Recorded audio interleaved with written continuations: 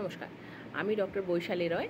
আজকের এই ভিডিওতে আমি বলবো যে music both vocal and instrumental কিভাবে আমাদের হেল্প করে। মিউজিক থেরাপি যে আমরা করি পেশেন্টদের জন্য বা নর্মাল লোকের জন্য, তার কিন্তু অনেকগুলো উপকারিতা রয়েছে।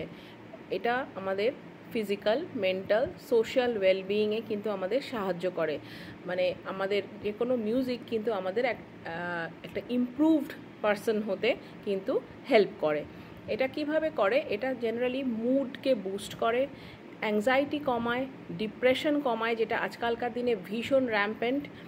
যখন আমরা এটা শুনি তখন কিন্তু আমাদের ফোকাস, কনসেন্ট্রেশন বাড়ে, ব্রেইন আরও ভালো করে কাজ করতে পারে, ব্রেইনের কগনিটিভ স্কিলস বাড়ে।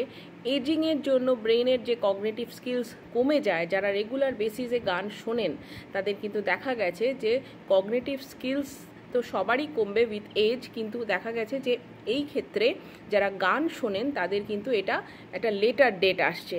অতএব গান কিন্তু আমাদের খুব একটা, গান বা যে কোনো মিউজিক্যাল ইনস্ট্রুমেন্ট সেটা শোনা বা বাজানো, যারা বাজাতে পারেন বা যারা গান গাইতে পারেন তাদের পক্ষে তো সেটা আরোই ভালো, এবং সেটা খুব একটা মাইন্ডফুলনেস দেয় আমাদের। মানে আমরা যখন কোনো গান শুনি সেটা তো আমরা মন দিয়ে শুনি, সেই জন্য আগেই বললাম যে আমাদের কনসেন্ট্রেশন বাড়ে, আমাদের মেমোরিকে আরও ভালো করে। আমাদের অনেক সময় অনেক পেইনের ক্ষেত্রে আমরা মিউজিককে ইউজ করি অ্যাজ আ পেইন থেরাপি।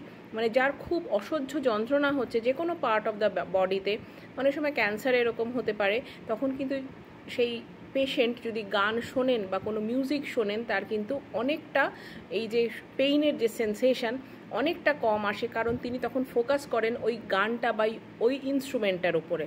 সুতরাং মিউজিক কিন্তু শুধু মিউজিক নয়, it gives us an improved life. Thank you.